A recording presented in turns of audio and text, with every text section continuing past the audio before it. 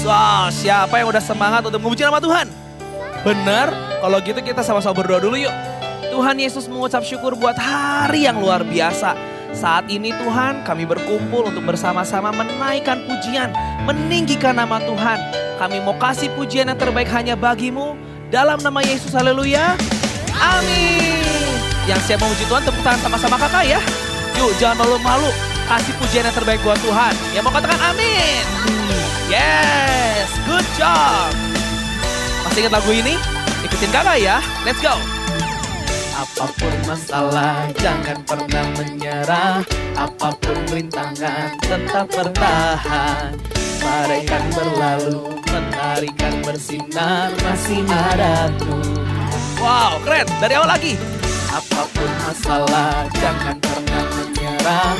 Apapun rintangan, tetap bertahan. Badaikan berlalu, mentarikan bersinar, masih ada Tuhan. Bila masih ada Tuhan, masih ada Tuhan. Ingat namanya Yesus, ingat namanya besar. Ingat namanya Yesus, ingat namanya besar. Ini cara kami. Bilang ini cara kami. Ini cara kami melewati badai. Wow, keren.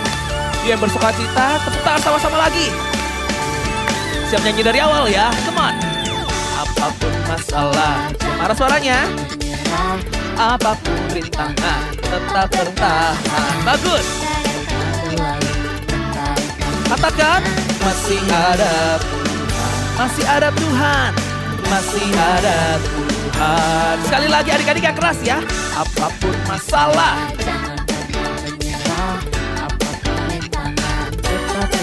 keren. Angkat tanganmu. Masih ada Tuhan. Masih ada Tuhan. Ingat namanya Yesus. Ingat namanya besar. Ingat namanya Yesus. Ingat namanya besar. Ini cara kami. Katakan, ini cara kami tinggikan. Tinggikan namanya Yesus.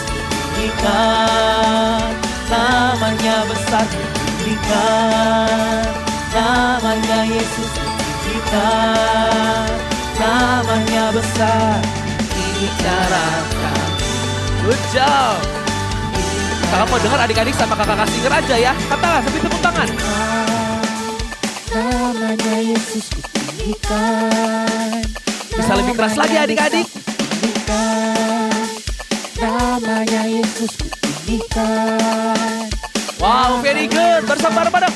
Ini cara kami. Lagi. Sing it one more time. Lebih sungguh lagi. Kutinggikan namanya Yesus. Kutinggikan namanya besar. Kutinggikan namanya Yesus. Kutinggikan namanya besar. Ini cara kami. Ini cara kami. Ini cara kami.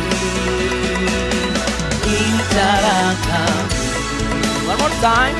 Ini cara kami melewati badai. Berikan tepuk tangan yang terbaik buat Tuhan. Sorakan haleluya. Yuk sambil bilang wuuu. Yes. Wah, good job kids. Sebelum kita mendengarkan firman Tuhan, kita sama-sama menyembah Tuhan sekali lagi ya. Katakan kau besar Tuhan. Kami berharap padamu Tuhan. Tuhan kami berharap sepenuhnya padamu Tuhan. Haleluya.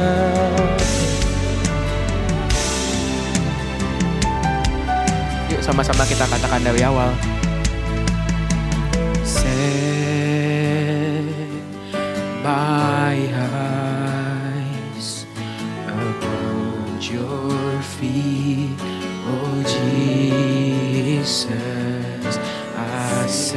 Let my heart responding to your love. I cast my fear and surrender all to you. Lord, hear our worship you. Yuk sama-sama kita katakan how I need your presence, Lord. How I need your presence, Lord. Spirit of hope, draw me closer to you, Lord. Spirit of life, flowing into my heart. How I need your presence, Lord. How I need your presence, Lord. Spirit of hope, draw me closer to you, Lord. Spirit of life, flowing into my heart as I worship.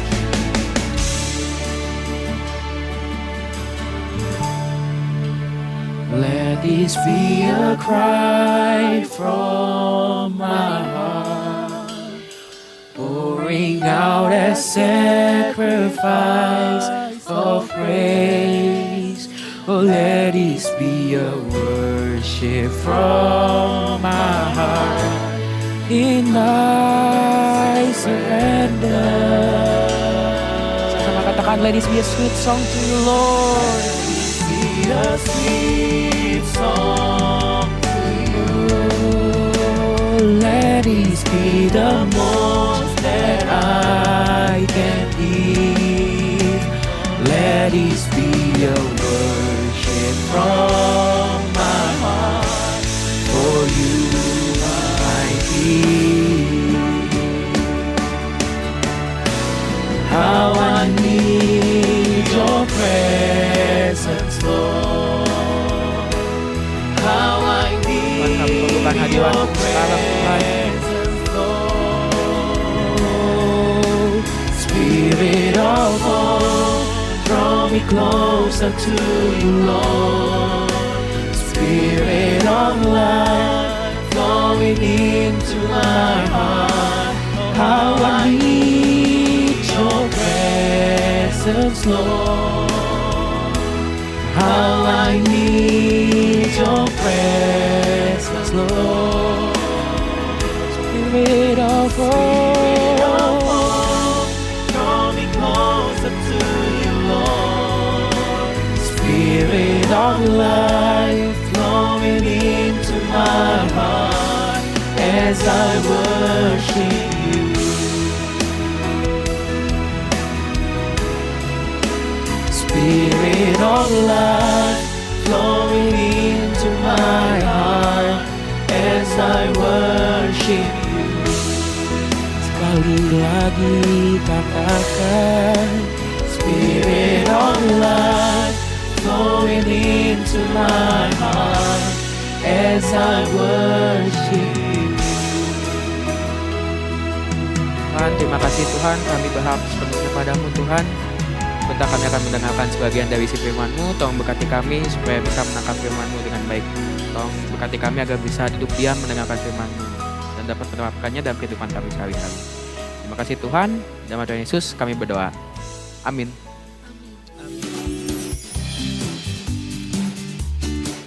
Shalom Kids, gak kerasa ya udah hari Minggu lagi nih. Udah siap dengerin firman hari ini? Di tangan kakak ada kayu besar nih Kids. Kayu ini bisa dipakai jadi apa ya? Ternyata Kids, kayu itu bisa dibuat jadi apapun yang kita mau. Tapi untuk menjadi sesuatu yang kita inginkan, kita harus berusaha. Kita juga harus berpikir agar maksimal.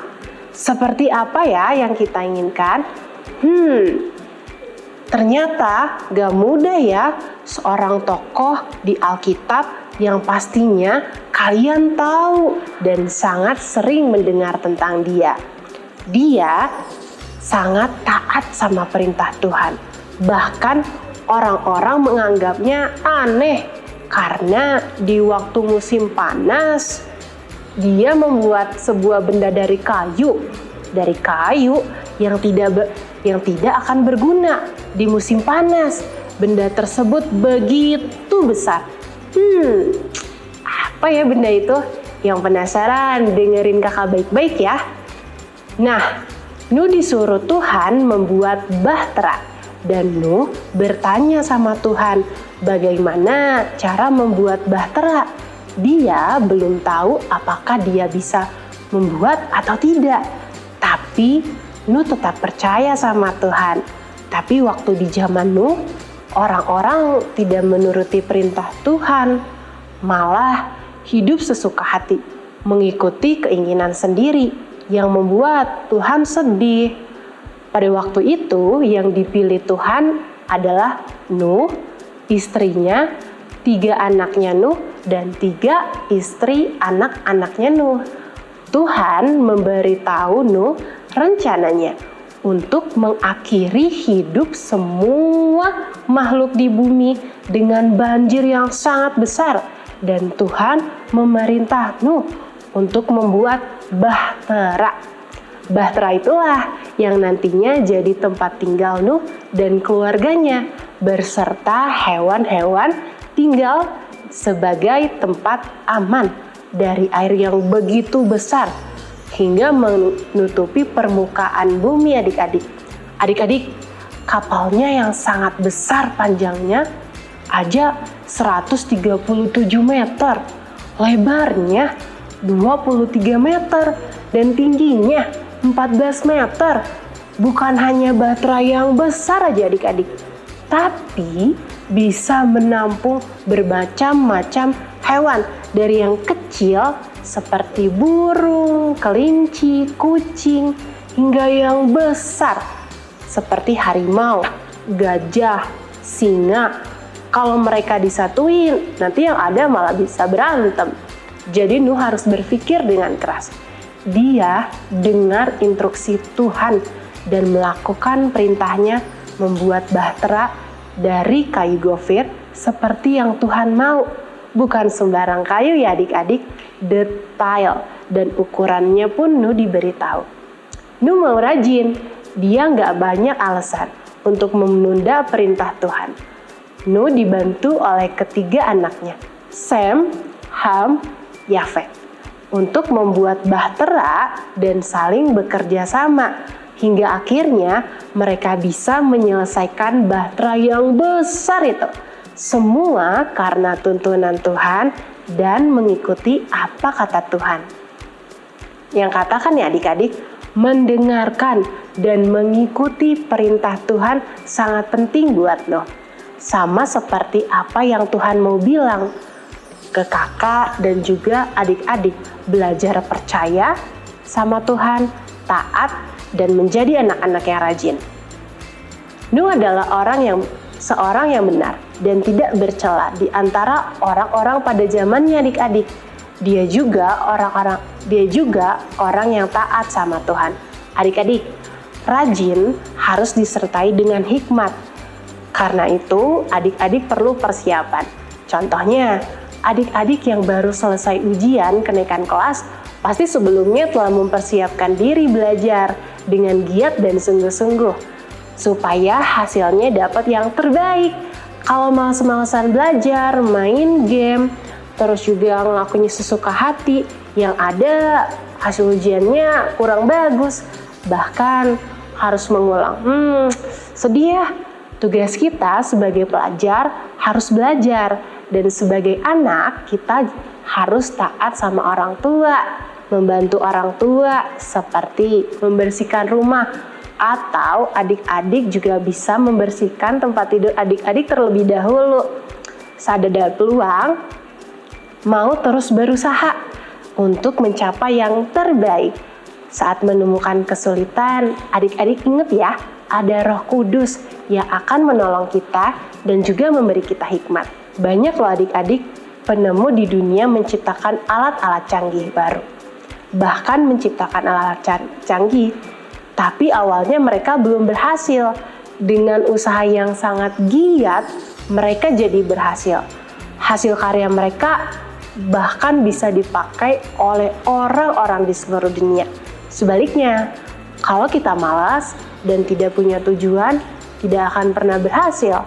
Firman Tuhan berkata di Amsal 13 ayat 4, hati si pemalas penuh keinginan, tetapi sia-sia, sedangkan hati yang rajin diberi kelimpahan. Karena tidak pernah melangkah, hanya berandai-andai dan cita-cita terus. Nuh aja membuat bahtera nggak selesai setahun atau 2 tahun, tapi dengan waktu yang cukup lama. Nuh dengan tekun mengerjakan bahtera hingga bahteranya selesai. Bahtera itu menyelamatkan Nuh beserta dengan keluarganya dari air bah yang menggenangi bumi selama 150 hari. Coba adik-adik, kalau Nuh itu nggak taat dan nggak mau dengar-dengaran perintah Tuhan, Nuh dan keluarganya nggak akan selamat. Kerajinan adalah jalan yang akan menuntun kita pada mukjizat dan berkat Tuhan. Tuhan sedih kalau kita hanya malas-malasan. Tapi nggak cukup rajin aja ya, harus juga mengandalkan Tuhan. Karena Tuhan yang berikan kita kemampuan dan kerajinan sesuai firman Tuhan. Oke, firman kakak sudah selesai nih adik-adik. Yuk kita berdoa. Tuhan Yesus, terima kasih ya Tuhan, kami hari ini sudah belajar Tuhan. Kami mau pakai telinga kami untuk mendengar Engkau ya Tuhan. Tuhan, kami juga mau belajar taat sama Tuhan. Dan kami mau ya Tuhan, Engkau yang tuntun hidup kami. Terima kasih Tuhan, di dalam nama Tuhan Yesus. Amin.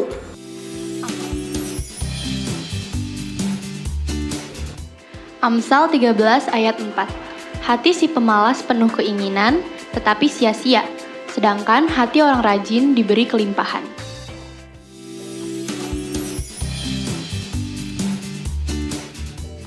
Memasuki masa sekolah setelah libur yang cukup panjang, rasanya tuh semangat banget karena mau ketemu teman-teman lagi. Tapi aku udah naik kelas dan mungkin akan lebih banyak tugas dan ujian yang lebih sulit dari sebelumnya.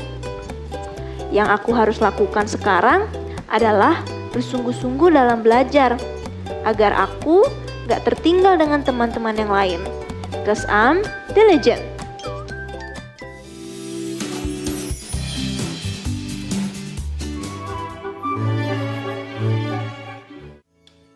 Shalom parents, bagaimana 1 minggu yang sudah berlalu dengan mempraktekkan disiplin berbasis identitas?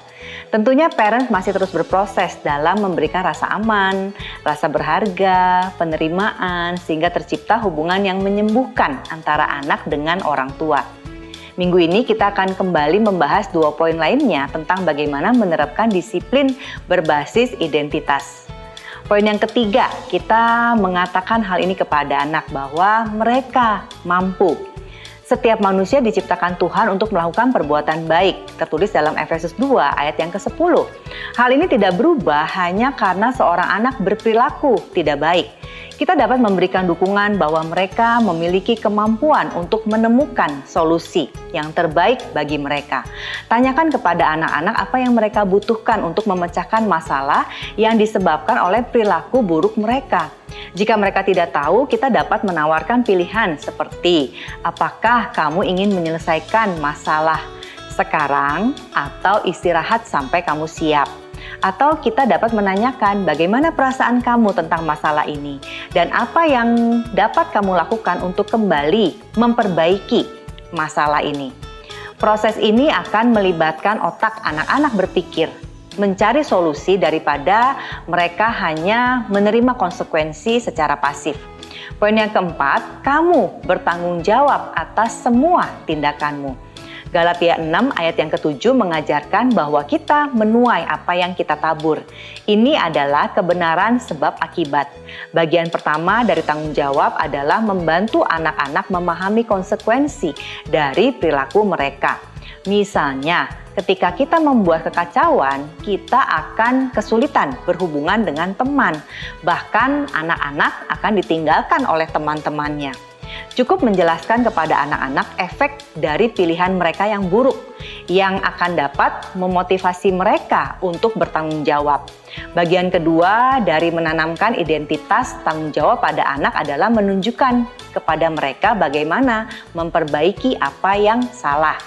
Apa yang bisa mereka lakukan untuk memperbaiki suatu keadaan yang menjadi buruk. Ketika orang tua mendisiplinkan dengan menekankan konsekuensi alami dan memfasilitasi restitusi, anak-anak akan tumbuh menjadi bijaksana dan termotivasi untuk menjaga perilaku mereka. Parents, kita akan coba menyatukan 4 poin yang kita pelajari di dalam 2 minggu ini ke dalam simulasi berikut ini. Misalkan pada saat anak merengek atau melawan, kita bisa mendekati mereka dan mulai percakapan seperti ini.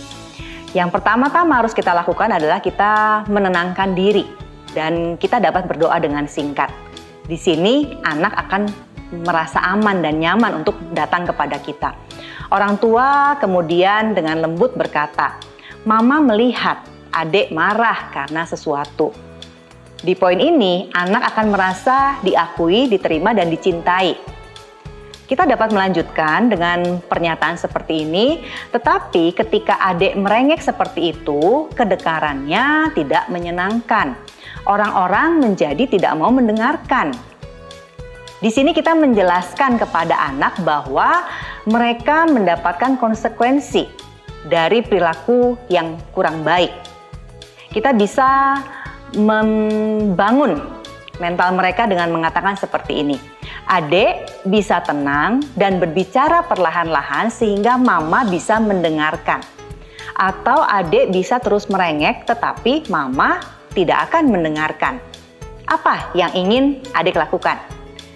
Di situasi seperti ini, kita memberikan kesempatan kepada anak untuk bertanggung jawab, mengambil keputusan. Parents, ketika pengasuhan dan disiplin kita mulai lebih fokus pada identitas anak-anak dan tidak pada perilaku mereka, maka anak akan mulai tumbuh, akan rasa hormat kepada orang tuanya. Hal ini menjadi bekal yang penting untuk anak-anak memasuki masa pra-remaja. Anak-anak akan belajar untuk berdamai secara mandiri dan mereka akan menjadi anak-anak yang lebih kuat di dalam iman dan mengabdikan diri di dalam pelayanan kepada Tuhan dan orang lain. Parents, disiplin yang berusaha membangun identitas di dalam Tuhan mengarah pada perilaku yang menghormati Tuhan. Saat kita fokus untuk memberi anak-anak kita identitas yang kuat di dalam Kristus, anak-anak akan lebih mampu bertahan menghadapi tantangan dunia saat ini. Mereka akan bercahaya menjadi terang di dalam kegelapan. Tuhan Yesus memberkati.